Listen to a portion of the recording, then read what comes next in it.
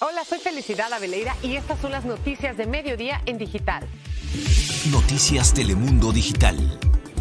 Primer caso de la variante Omicron del COVID en Estados Unidos. Se ha localizado en California y se trata de un viajero que regresó de Sudáfrica el 22 de noviembre y dio positivo el 29. Estaba vacunado, pero aún no había recibido la dosis de refuerzo. La tragedia sigue sobre la ciudad de Oxford, Michigan, en el día después del tiroteo en una escuela preparatoria que dejó 4 muertos y varios heridos, algunos graves. El agresor de 15 años está arrestado y enfrenta cargos de asesinato. Protestas frente a la Corte Suprema, que revisa una ley de Mississippi que prohíbe el aborto después de 15 semanas de gestación. La polémica está servida con partidarios y detractores de la interrupción del embarazo. Ayuda, por favor. Las lluvias caídas en Colombia dejan graves inundaciones en Medellín, con más de 250 damnificados, negocios y viviendas anegados y quebradas y ríos fuera de su cauce. Los equipos de emergencia se emplean a fondo en los rescates de personas aisladas. El oficialismo en Honduras reconoce la victoria electoral de la opositora de izquierda, Xiomara Castro, que se convertirá en la primera presidenta del país. En su agenda tiene prevista una consulta popular y nacionalizar empresas de telefonía y electricidad. California es el estado donde las autoridades sanitarias han detectado el primer caso de contagio de COVID en el país con la variante Omicron. Se trata de una persona que había regresado de Sudáfrica hace 9 días y que dio positivo este lunes pasado. Lourdes Hurtado está aquí conmigo. Buenas tardes. ¿Qué más sabemos sobre este primer caso detectado de Omicron aquí en el país? ¿Qué tal, Feli? Así es, era solo cuestión de tiempo para que se confirmara el primer caso de Omicron en los Estados Unidos. Y hoy, después de mucha expectativa, ya tenemos la certeza de que esta nueva variante circula en el país. Y como mencionabas, Feli, el primer contagio se detectó en San Francisco, California, y los Centros para el Control y Prevención de Enfermedades señalan que se trata de un viajero que regresó de Sudáfrica el 22 de noviembre. Estaba completamente vacunado y sus síntomas son hasta ahora leves. Ya se encuentra en cuarentena y afortunadamente ninguna de las personas con las que ha tenido contacto cercano han dado positivo al virus. La noticia llega justo cuando autoridades federales discuten la posibilidad de implementar nuevas medidas más estrictas para la entrada de viajeros internacionales, como requerir una prueba negativa de COVID realizada solo 24 horas antes de abordar el vuelo, independientemente de tu estatus de vacunación. Se plantea también la posibilidad de exigir pruebas adicionales entre 3 y 5 días posteriores a su aterrizaje aquí en Estados Unidos. Y la medida más controversial que se está discutiendo en este momento es poner en cuarentena durante 7 días a todos los viajeros que lleguen al país, incluyendo a los ciudadanos estadounidenses. Y esto incluiría también multas para aquellos que incumplan las normas. Habrá que estar muy al pendiente de futuros anuncios en este sentido. Se prevé que tan pronto como mañana podrían anunciarse estas nuevas restricciones. Hoy, además, los CDC anunciaron que incrementarán el número de tests que harán a viajeros para detectar otros posibles portadores de Omicron en 4 de los aeropuertos principales de esta nación: en San Francisco, Newark, Atlanta y en el aeropuerto John F. Kennedy de Nueva York. Además, señalaron que proveerán la información de todos los pasajeros que vengan de Sudáfrica a los departamentos de salud estatales y locales correspondientes como medida preventiva para evitar otra nueva ola de contagios en este país. Pues sí, todavía hay mucho por saber sobre este virus, pero los gobiernos tienen que empezar a hacer algo, ¿verdad? Pues ya empezaron las restricciones, esperemos que esto no vuelva como al principio de la pandemia. Ojalá que no, por lo pronto siguen recomendando que hay que vacunarse. Gracias, sí, Lourdes. Y ponerse el refuerzo también. Además. Y bueno, en esta carrera de búsqueda de medicinas contra el COVID, el antiviral de la compañía Merck ya tiene la autorización de un comité de expertos que recomendó el uso de una píldora que, aunque solo presenta una eficacia del 30%, podría ayudar a que las personas de riesgo no desarrollen la enfermedad. Una autorización controvertida con 13 votos a favor de la píldora de Merck y 10 en contra, un reflejo de la combinación de riesgos y beneficios de este nuevo tratamiento. Asesinato y terrorismo son algunos de los cargos a los que se enfrenta el adolescente de 15 años que ayer mató a 4 compañeros en una escuela de secundaria en Michigan. El último de ellos murió hoy. Rubén Pereira está en Oxford con los detalles. Las autoridades ya identificaron a las víctimas fatales del tiroteo que ocurrió en la escuela secundaria de Oxford, en Michigan. Los estudiantes del centro educativo eran Hannah St. Julian, Tate Meyer, Madison Baldwin y Justin Schilling. Los adolescentes tenían 14, 16, 17 y 15 años de edad respectivamente. El pistolero dejó además a otras 7 personas heridas, entre ellos hay 6 estudiantes y una maestra. Uno de ellos permanece en estado grave. Los testigos aún recuerdan los disparos. Todavía escucho los disparos, los gritos y la gente llorando por lo que estaba pasando. Miguel Reyes describe cómo los profesores trataban de protegerlos. Nuestros maestros nos dijeron que nos tiráramos al piso, que nos escondiéramos, que bloqueáramos las puertas y lo hicimos con los escritorios. El sospechoso es un estudiante de 15 años que abrió fuego con una pistola semiautomática que su padre compró el pasado viernes. En una rueda de prensa, Michael Bouchard, alguacil del condado de Oakland, precisó que el incidente duró unos 5 minutos y que una vez en la escena, los agentes pudieron detener al agresor, quien se entregó sin ofrecer resistencia y que llevaba un arma semiautomática calibre 9 milímetros. Aún no se ha podido determinar cuáles fueron las razones que impulsaron a este joven a desatar la balacera en su escuela. El adolescente y sus padres se han negado hasta ahora a hablar con las autoridades. Los agentes se llevaron de su casa celulares y otras cosas que podrían servir de evidencia. La investigación continúa. La escuela sigue cerrada y la comunidad se unió a una vigilia para orar por las víctimas. Hace unos momentos hablamos con el sheriff del condado de Oakland y nos dijo que ya han recogido en la escena alrededor de 30 casquillos y que continúan investigando incluso las redes sociales del joven agresor. Por lo pronto es todo. Felicidad. Regreso contigo. El derecho al aborto vuelve a la Corte Suprema, que revisa una ley de Mississippi que prohíbe la interrupción del embarazo después de 15 semanas de gestación. Un tema muy polémico que genera protestas afuera del máximo tribunal con manifestantes a favor y en contra. Javier Vega está ahí. Javier, buenas tardes. ¿Cuál es la importancia de este caso? Dinos, por favor.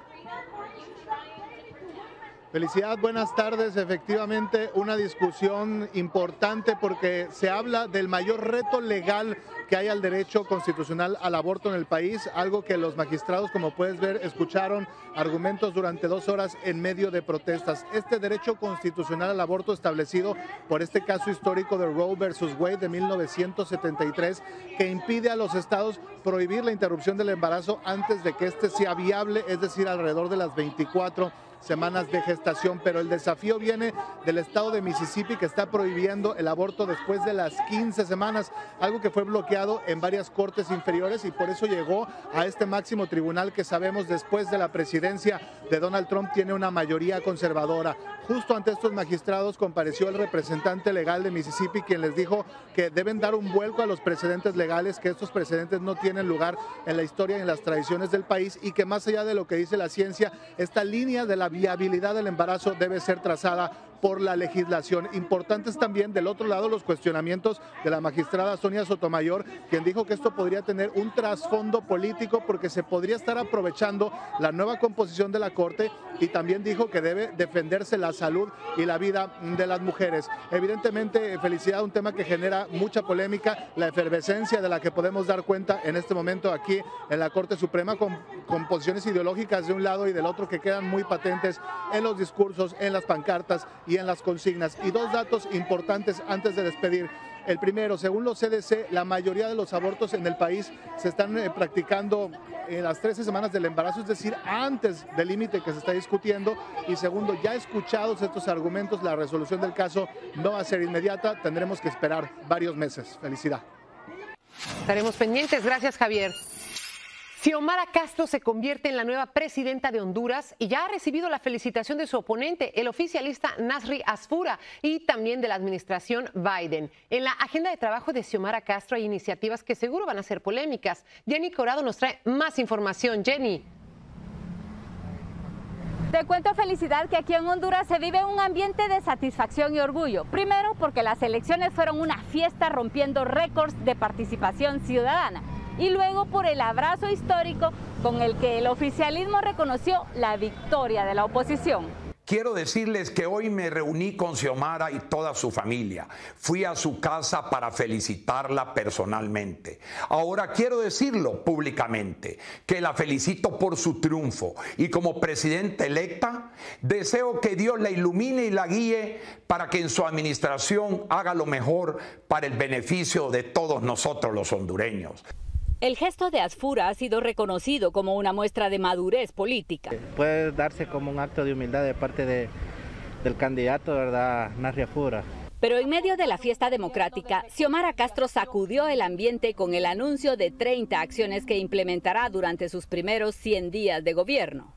Si se lograran implementar, nosotros nos miraríamos muy bien en el aspecto económico, el aspecto social, en el aspecto político, casi en la general, en el aspecto medioambiental. Convocar a una consulta popular, vender el avión presidencial, recuperar para el Estado las empresas de teléfono y energía eléctrica, amnistía para los prisioneros políticos encerrados por el gobierno actual y un bono de ayuda económica para los más pobres forman parte del paquete de acciones anunciadas por la virtual próxima presidente hondureña. Xiomara Castro también dice que creará una comisión contra la impunidad, avalada por las Naciones Unidas, pero por ahora para los hondureños lo más importante es el ejemplo democrático que sus elecciones le dieron al mundo. Este es mi reporte desde Tegucigalpa, Honduras. Felicidad, regreso contigo. Gracias, Jenny. La salud de Vicente Fernández vuelve a resentirse porque en las últimas horas tuvo que ser llevado de nuevo a cuidados intensivos al haber desarrollado una inflamación en sus vías respiratorias inferiores. Además tiene otra inflamación en el aparato urinario, aunque su corazón responde bien.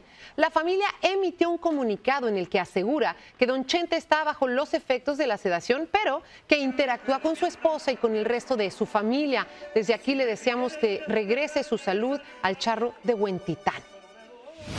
Emergencia por lluvias en Colombia que han dejado a 70 familias afectadas en Medellín.